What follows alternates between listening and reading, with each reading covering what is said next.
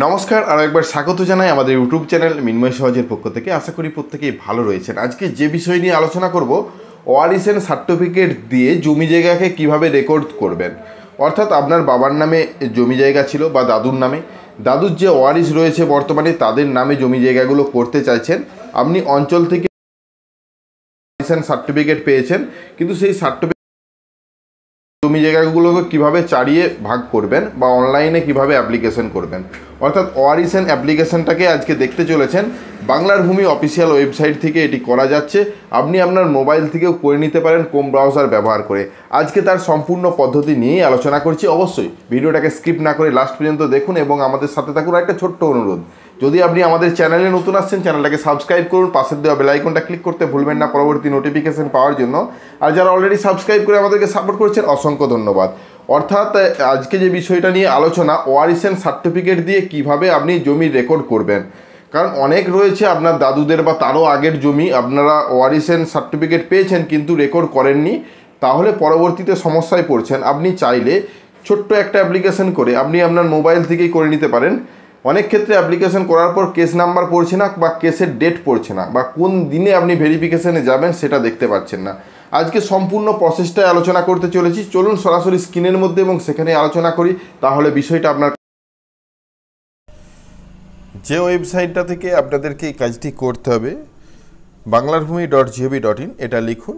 অধিকাংশ সময় server down থাকে, সার্ভার ঠিক থাকলেই তবে আবেদন করুন।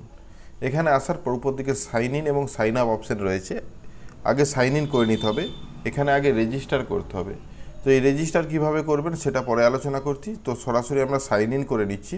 তাছাড়া আপনি যেই অ্যাপ্লিকেশনই করতে যান না কেন, সরাসরি প্রথমে সাইন ইন করতে বলবে। তো আমরা যদি অ্যাপ্লিকেশনে সরাসরি যাই, সিটিজেন সার্ভিসে রয়েছে, অনলাইন অ্যাপ্লিকেশনে যাবেন এবং ওয়ারিসেন অ্যাপ্লিকেশন যে অপশানটি রয়েছে সেটিতে ক্লিক করুন। ক্লিক করার সাথে সাথেই দেখবেন যে আপনার সামনে স্ক্রিনের মধ্যে ইউজার আইডি এবং পাসওয়ার্ড দিয়ে লগ ইন করার জন্য বলছে। তো আমার অলরেডি ইউজার আইডি পাসওয়ার্ড তৈরি করা রয়েছে, আমি শুধুমাত্র লগ ইন করে নিচ্ছি। এই ইউজার আইডি এবং পাসওয়ার্ড সম্বন্ধে অবশ্যই আমরা আলোচনা করছি কিভাবে তৈরি করবেন। তো যাই হোক, লগ ইন হয়ে গেল।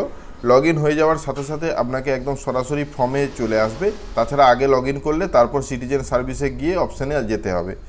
প্রথমে এখানে কোড ওয়াইজ বা নেম ওয়াইজ অপশান এসেছে, এটা কোড ওয়াইজ করুন, তাহলে 1 থেকে 2, 3 এভাবে থাকবে। নাহলে যে মৌজা নম্বরগুলো এলোমেলো থাকবে। নাম ওয়াইজ যেমন এখানে ডিস্ট্রিক্টের নাম যেটা এ দিয়ে থাকবে সেটা আগে থাকবে। যাই হোক, আমরা পশ্চিম মেদিনীপুর ব্লক কে রয়েছে, আপনার যে জমিটা ভাগ হবে বা জমিটা ওয়ারিস সূত্রে আলাদা করবেন সেই জমির ডিটেলসটা দিতে হবে। এবং মৌজা কি, এখানে খতিয়ান নম্বরটা লিখবেন। রেফারেন্স নম্বর, কেস ডিটেলস লেখার দরকার নেই, যদি থাকে দিবেন, এগুলো ম্যান্ডেটারি নয়। ম্যান্ডেটারি সেগুলোই যেগুলো নিয়ে স্টার মার্ক রয়েছে। যাই হোক, এখানে ডেথ সার্টিফিকেটে কত তারিখে ডেথ হয়েছে তার ডিটেলসটা দিবেন। এখানে ডেথ সার্টিফিকেট প্রুফ হিসেবে 2 MBর মধ্যে PDF ফাইল করে আগের থেকে স্ক্যান করে রাখবেন। এবং লিগ্যাল হেয়ার ডকুমেন্টস হিসেবে যে পঞ্চায়েত বা যেখান থেকে ওয়ারিসেন সার্টিফিকেটটা নিয়েছেন সেটা কোথা থেকে নিয়েছেন সেটা এখানে উল্লেখ করার সাথে সাথে ওখানে আপলোড করবেন। আমি যেহেতু পঞ্চায়েত এলাকা থেকে নিয়েছি, তো আমি এখানে পঞ্চায়েত চয়েস করব, পঞ্চায়েত প্রধান। তো যাই হোক, এখান থেকে আমরা এই ওয়ারিসের মধ্যে যতজনের নাম রয়েছে সেটা, বা পঞ্চায়েত থেকে যতজনের নাম দেওয়া রয়েছে সেটা ওয়ারিসে লিখবেন। আমি একটা বড় কেস ধরেছি, তো 7 জন লিখেছি। 7 লেখার সাথে সাথে নিচে সিরিয়াল নম্বর 1-এ পৌঁছেছে। 1, 2, 3, 4 এইভাবে 7 জনের আমাকে নাম ইনপুট করতে হবে। প্রথম নামটা যেটা ইনপুট করবেন সেটা অবশ্যই যেমন অ্যাপ্লিক্যান্ট হয়ে থাকে, এই অ্যাপ্লিক্যান্ট অপশানে ইয়েস করবেন।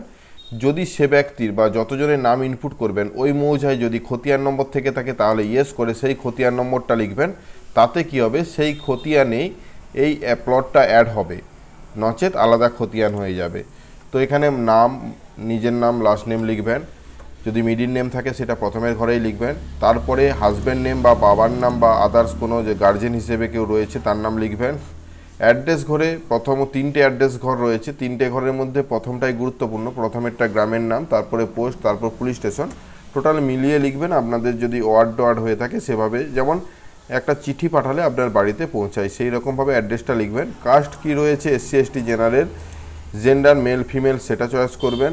প্রত্যেকবারে জেন্ডারে অনেকের ভুল হয়ে যায়, কারণ একরকম চয়েস থাকে, পরপরেরটা স্টেপে যখন যা হয় তখন সেটা অটোমেটিক রয়ে যায়। তো প্রত্যেকবারে চেঞ্জ করবেন। রিলিজন কি রয়েছে সেটাও দেখবেন। আধার কার্ড নম্বর দিতেও পারেন, নাও পারেন। যেগুলো স্টারমার্ক প্রথমেই বললাম সেগুলো ম্যান্ডেটারি। তো যাই হোক, এখানে অ্যাপ্লিক্যান্টের মোবাইল নম্বর দিবেন। দেওয়ার পরেই নেক্সট করার সাথে সাথে অ্যাপ্লিক্যান্টের ওটিপি যাবে। তারপর এখানে যে ফটো আইডি প্রুফ লাগবে, অর্থাৎ যেটা আধার কার্ড হোক যা হোক দিচ্ছেন, সেটা অবশ্যই জেপিজি ফরম্যাটে আপনি আগের থেকে স্ক্যান করে রাখবেন। তার নিচের দিকে একে একে 7 জনের নাম, যেহেতু আমরা 7টা ওয়ারিশ আমি কমপ্লিট করে ফেলেছি। একজন অ্যাপ্লিক্যান্ট হবে শুধুমাত্র যে আবেদনকারী প্রথমে রাখছেন, যার মোবাইল নম্বর দিচ্ছেন, ওটিপি একবারই ব্যবহার করবেন। মোবাইল ঘরটাতে যদি আবার পুনরায় ভুল করেও ক্লিক হয়ে যায়, আবার কিন্তু ওটিপি যাবে। তো এটা মাথায় রাখবেন। নিচের দিকে যে ক্যাপচার কোড রয়েছে, ক্যাপচার কোড সাবমিটে ক্লিক করার সাথে সাথে একটা সাকসেসফুলভাবে অ্যাপ্লিকেশান এসেছে এবং যেখানে টোকেন নাম্বার দেওয়া হয়েছে। তো এই টোকেন নাম্বারটা কপি করবেন বা লিখে রাখবেন কোথাও। তাছাড়া এখানে ওকে করে দেওয়ার সাথে সাথে ডাউনলোড অ্যাপ্লিকেশান বলে একটা অপশান এসেছে। তো ডাউনলোড অ্যাপ্লিকেশানটা অবশ্যই প্রিন্ট আউট করে নেবেন, যেটা আপনাদের সামনে। তো এই কপিটা অবশ্যই জরুরি, এটা অবশ্যই প্রিন্ট আউট করে। এখনও কেস নাম্বার পড়েনি এবং কেস নাম্বার না পড়া পর্যন্ত এখানে ডেটও পড়ছে না। অর্থাৎ নির্দিষ্ট একটা তারিখ দেওয়া হবে, সেই তারিখে সমস্ত ব্যক্তিদেরকে নিয়ে অফিসে যোগাযোগ করতে হবে বা কাগজপত্র নিয়ে যেতে হবে, সেটা মাথায় রাখবেন। কেস নম্বর পড়ার সাথে সাথে কিন্তু ডেটটা পাবেন। 24 থেকে 48 ঘন্টা পর আপনারা সার্চ করবেন। কোথায় সার্চ করবেন, কিভাবে সার্চ করবেন, এ বিষয় নিয়ে অবশ্যই আমরা ভিডিও নিয়ে আসছি। তো এখন এইটা হলো অ্যাপ্লিকেশন পার্ট, কিভাবে আবেদন করবেন তার পদ্ধতি দেখলেন। একে একে সমস্ত ভিডিওই পাবেন। অবশ্যই এই ভিডিওটার মধ্যে এটুকুই বোঝাতে চাইলাম যে কিভাবে আপনি ওআরএস সূত্রে 5 মিনিটের মধ্যে অ্যাপ্লিকেশন করে নিতে পারেন। তো পরবর্তীতে কেস নাম্বার জেনারেট থেকে আরম্ভ করে কেস ডেট সম্পূর্ণটাই আজকে যে বিষয়টা আলোচনা করলেন শুধুমাত্র ওয়ারিশন সার্টিফিকেট অ্যাপ্লিকেশন, এর পরবর্তীতে কেস নাম্বার কিভাবে পড়বে এবং কেস নাম্বার পড়ার পর কিভাবে সার্চ করবেন, কিভাবে কপিটা পাবেন এবং কেস নাম্বার পড়ার পর ডেটটা দেওয়া হবে, সেই ডেটে কী কী নিয়ে যেতে হবে, এগুলো নিয়ে আলাদা ভিডিও বানাচ্ছি। অবশ্যই ডেসক্রিপশন বক্স চেক করুন। আজ এই পর্যন্তই। যদি ভিডিওটা ভালো লাগে লাইক এবং শেয়ার করবেন। আমাদের চ্যানেলে নতুন হলে চ্যানেলটাকে সাবস্ক্রাইব করুন। পাশের দেওয়া বেল আইকনটা ক্লিক করতে ভুলবেন না পরবর্তী নোটিফিকেশন পাওয়ার জন্য। আর যারা অলরেডি সাবস্ক্রাইব করে আমাদেরকে সাপোর্ট করছেন, অসংখ্য ধন্যবাদ। এভাবেই পাশে থাকুন। দেখা হচ্ছে নতুন কোনো ভিডিও নিয়ে। ধন্যবাদ।